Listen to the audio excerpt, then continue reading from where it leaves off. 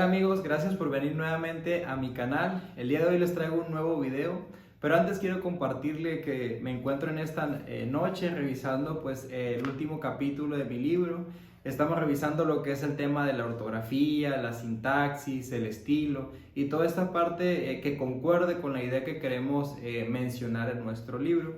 Y dentro de esto pues me puse un poco filosófico para poderles presentar un nuevo capítulo de mi serie La Odisea. Ya este es el octavo capítulo de mi serie La Odisea, donde prácticamente en esta serie, como se lo he venido repitiendo, hacemos análisis, planteamos alguna tesis, síntesis, nuestros puntos subjetivos de lo que consideramos de las lecturas que vamos leyendo en el transcurso de la semana, o a veces lecturas que pudimos hacer en el pasado y que las volvemos a retomar para poder hacer un análisis más fuerte. Por lo cual te invito a que te quedes a mi canal el día de hoy y poder ver un nuevo libro que les traigo que me parece muy importante. Ya sabes, acompáñame, dale like y comparte.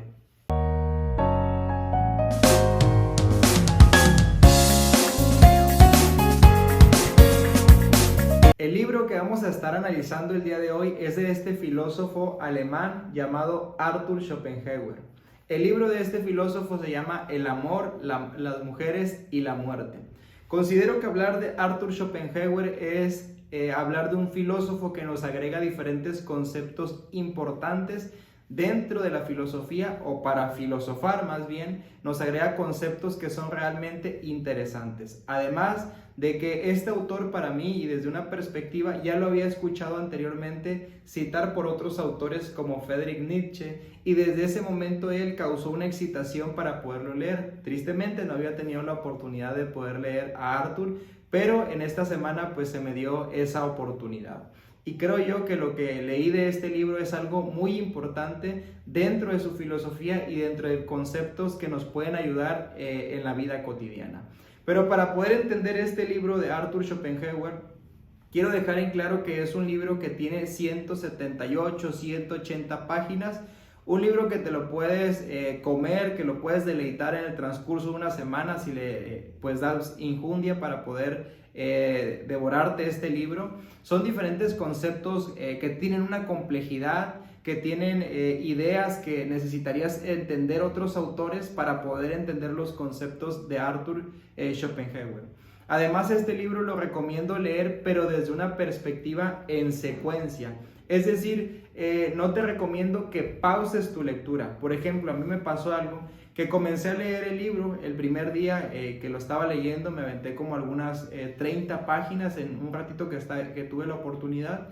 Pero después me puse a hacer otras actividades, a hacer videos, a corregir mi libro, y dejé de pasar algunos 3, 4 días. Y cuando quise volver a retomar la lectura, se me complicó un poco porque sus conceptos, sus capítulos más bien son alrededor de 40, 50 hojas, que si los interrumpes puede que el concepto que tú ya vas formulando ya no te cuadre con lo que lees después. Por eso es que digo, es necesario que este libro lo podamos leer en secuencia, leerte el primer capítulo en un día, leerte el segundo capítulo en otro, para poder comprender en plenitud los conceptos que maneja Arthur.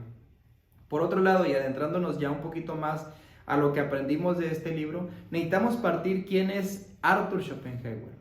Arthur Schopenhauer es un filósofo alemán que nace en Danzig el 21 de febrero de 1788.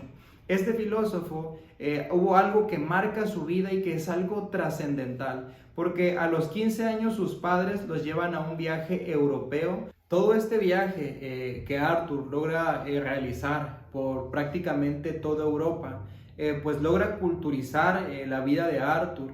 Además que dentro de todo ese desarrollo, su padre es una gran influencia dentro de su preparación, ya que prácticamente su padre lo obliga a estudiar lo que es comercio en la universidad.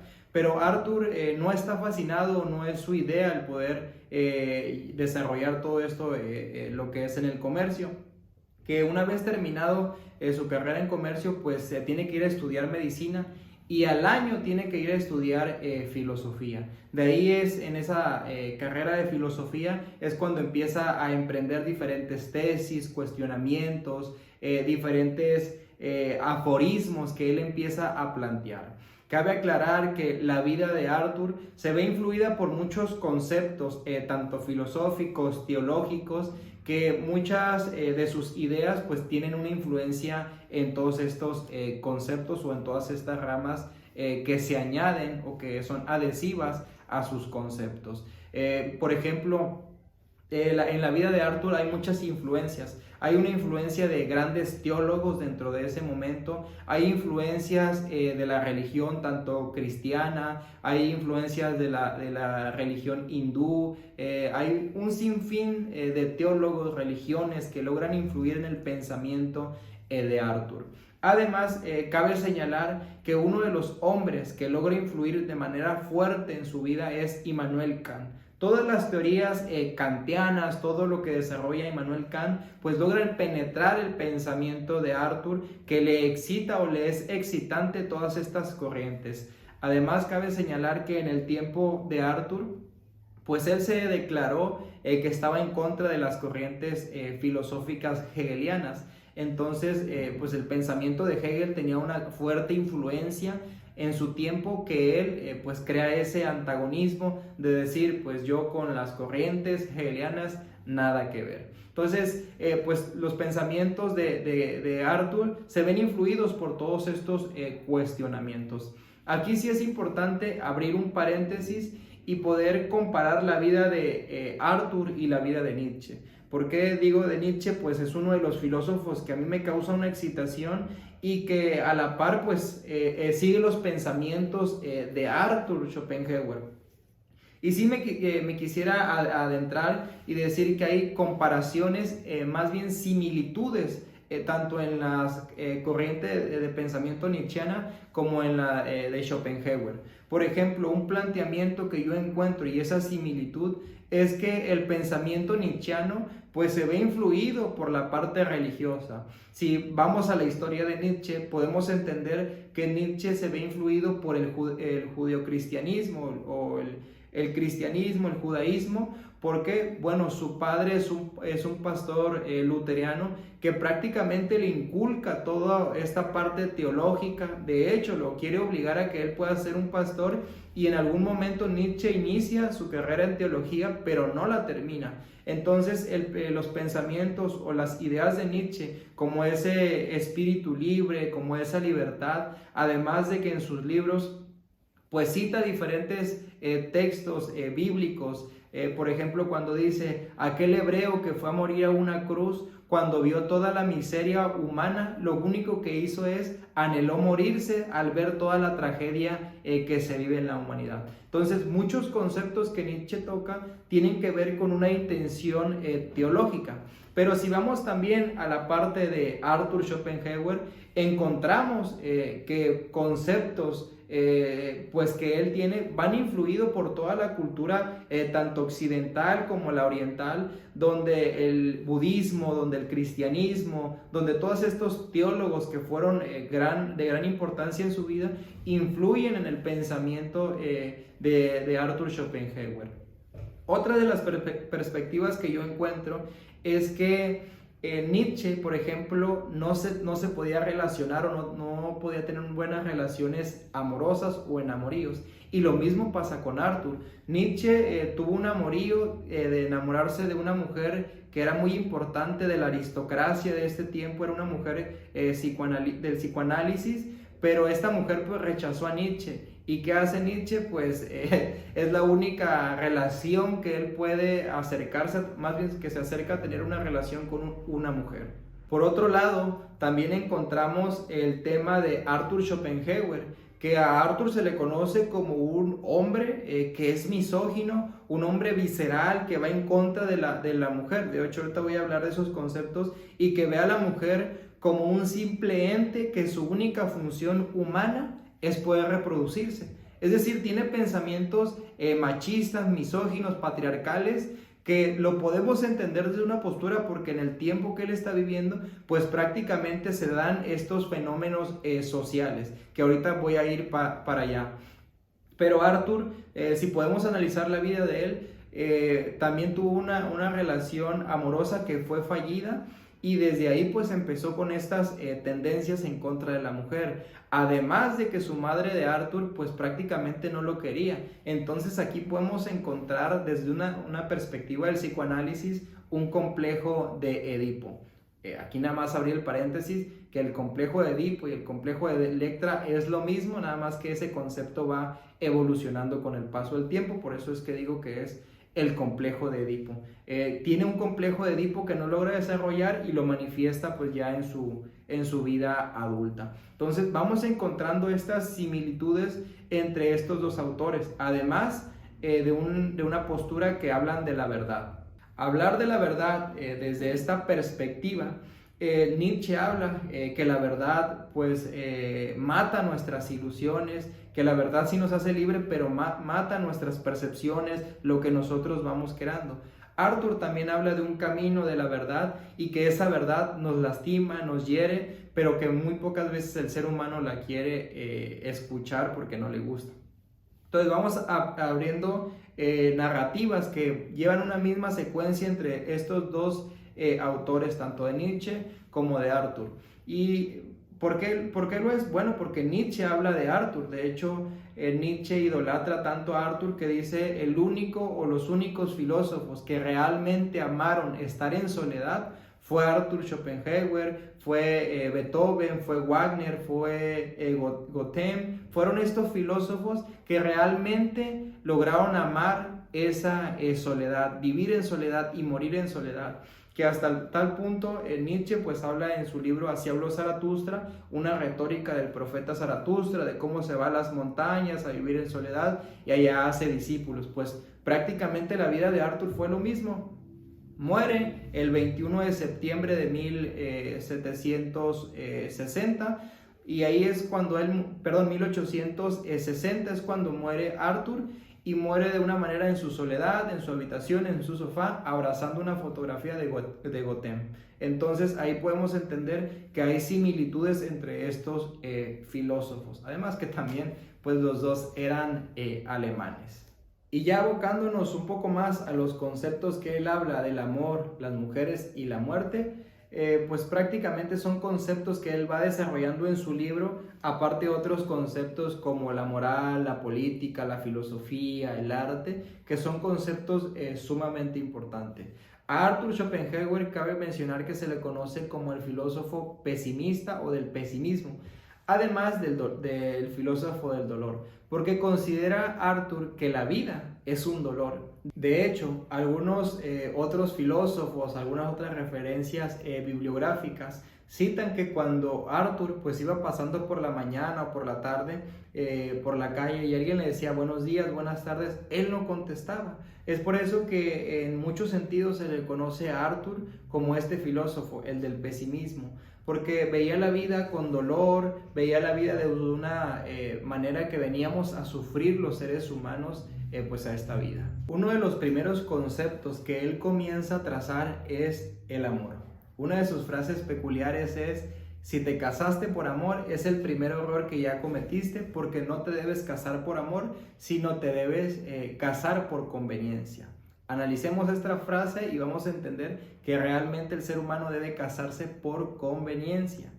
El concepto como cultura hispanoparlante, el concepto como cultura latina que nosotros tenemos del amor, pues tiene un margen de educación, de lo que nos van inculcando, de ese mimetismo cultural que nos van enseñando a través del tiempo. Y para nosotros como cultura nos van enseñando que el amor pues tiene que ver con esos rituales de apareamiento, chocolates, flores, playas, idas al cine, salidas, y así se va construyendo. Además de poder idealizar a la otra persona y poder decir que es lo mejor que nos ha pasado en la vida. Para Arthur es totalmente diferente el concepto que nosotros formulamos como el amor, ¿no? En primer lugar, porque para Arthur el objetivo del amor es el simple hecho de apareamiento, es el simple hecho de poderte reproducir en otra persona. Ese es el objetivo del amor, que en ese trance pues juegan otros conceptos. Además de que para Arthur dice que nosotros como seres humanos buscamos a alguien que tenga otras cualidades y otros atributos que sean mejores que nosotros, porque de esta manera vamos a poder reproducirnos en otra persona con una mejora de nuestras carencias. Entonces, la idea de Arthur es esa. El objetivo del amor es el poder reproducirte en esa persona. Pero en ese proceso de poder llegar, pues existen un sinfín de narrativas que el ser humano plantea. Por ejemplo, el hecho de decir, qué hermosa estás, te voy a idolatrar, te rindo pleitesía. Hay muchos antagónicos que juegan en ese proceso, porque todo lo que nosotros le decimos a la otra persona de cosas bonitas es el simple hecho de mecanismos para poder llegar al hecho de podernos reproducir en otra persona. Es decir, para poder llegar a este hecho de reproducirnos en otra persona, está nuestro deseo de poder poseer a la persona desde una manera sexual, física, y así podernos reproducir. Ese es el planteamiento que hace Arthur. El único objetivo del amor es poderte reproducir en otra persona, pero para ese proceso se necesita esa posesión del hombre sobre la mujer sexualmente para poder llegar a ese objetivo.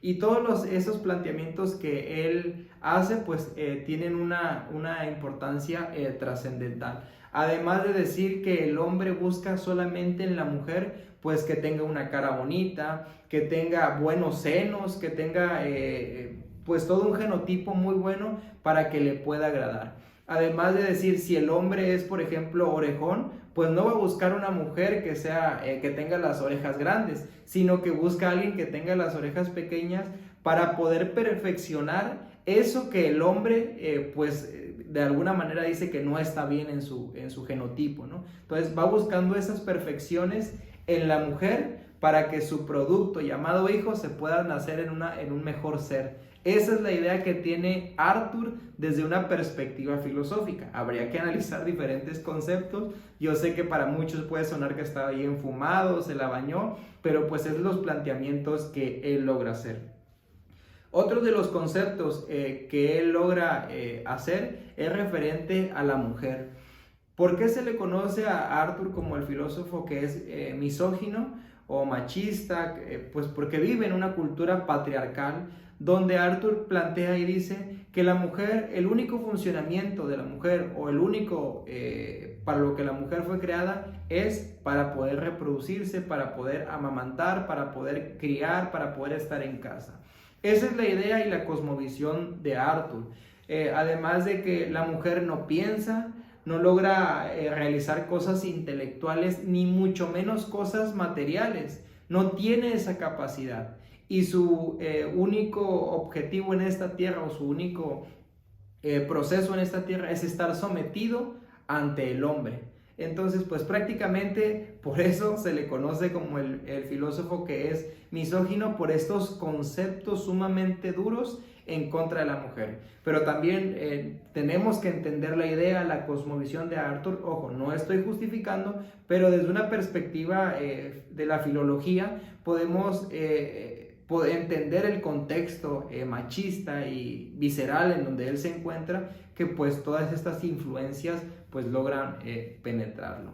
Otro concepto que él maneja es la muerte, y para él la muerte es el concepto único, el mejor concepto que se puede crear, porque a través de la muerte se puede hacer filosofía, es decir, se puede filosofar. Estos dos conceptos, el nacer y el morir, pues son dos conceptos sumamente importantes dentro de su filosofía, porque a través de ellos podemos filosofar, podemos pensar, podemos reconstruir ideas preestablecidas que ya tenemos. Toca otros conceptos sobre política, sobre moral, sobre religión, sobre el arte, pero te invito a que puedas tú leer este libro. Ya te di unas ideas, alguna orientación de poderlo leer por bloque, por capítulo, para no perderte todos los conceptos que él tiene. Son muy importantes, muy interesantes debatirlos.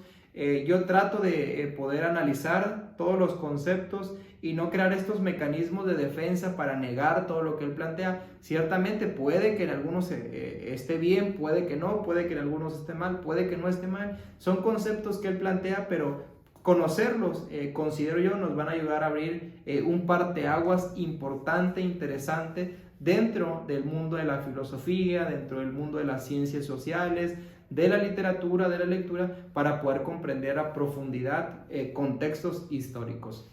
Ya sabes, si te gustó el video, dale like, comparte y suscríbete.